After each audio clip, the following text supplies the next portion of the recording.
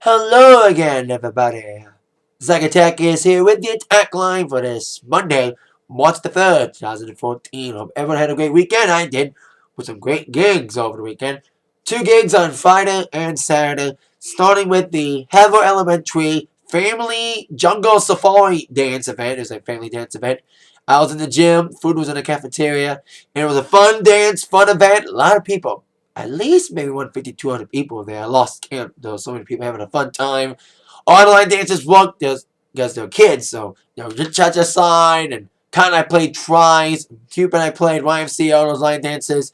Happy got played twice. And Let It Go, the Oscar-winning best song, that won the hearts of the audience, as well as Everything Is Awesome from the now former #1 movie, Lego Movie. I'll get to who kicked it off and the Oscar ratings in a moment.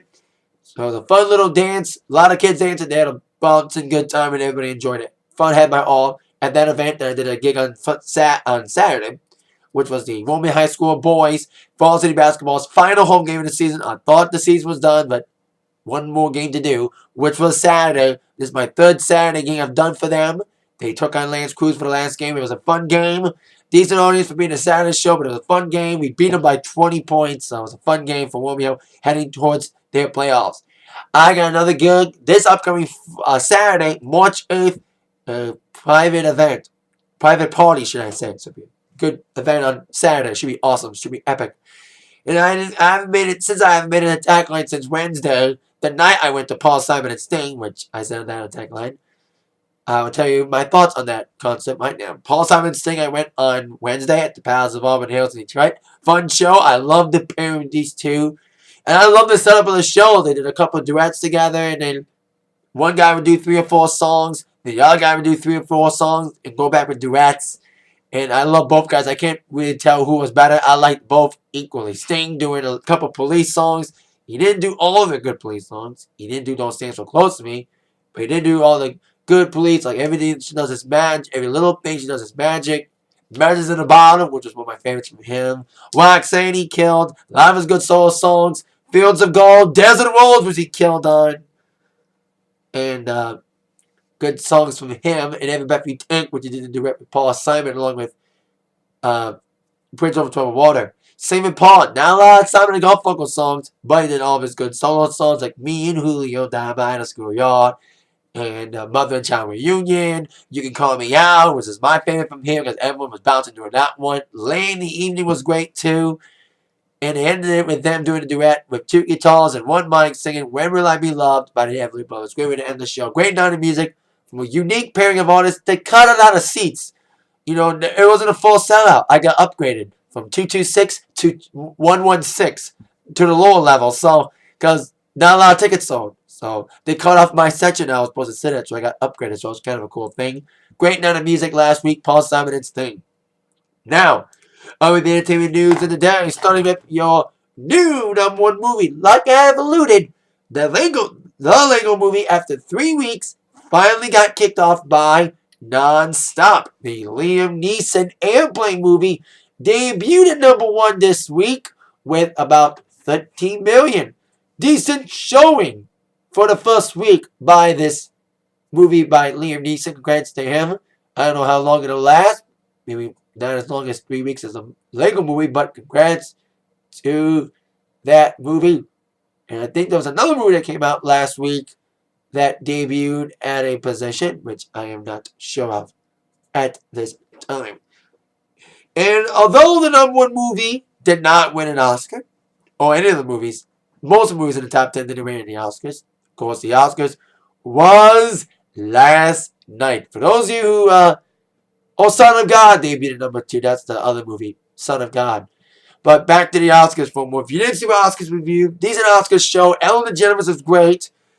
Of course, 12 Years a Slave winning the big one. And thanks to that, thanks to that in a heated Oscar race, and Ellen DeGeneres doing some great funny things, including a Twitter photo, the selfie of all selfies, the Oscars snagged the biggest ratings in 10 years. And Ellen did well. But let me say this. Ellen did better than Seth MacFarlane. How ironic that Seth MacFarlane is on Jon Stewart tonight, the day after the Oscars. But the Oscars voted 43 million viewers, 6% higher from last year, and making it the best, like I said, best Oscar viewing in 10 years since Billy Crystal hosted it, when 44 million people tuned in. And it also marks TV's most watched entertainment telecast since the finale of Friends. And it also beat the Golden Globes by 22 million viewers.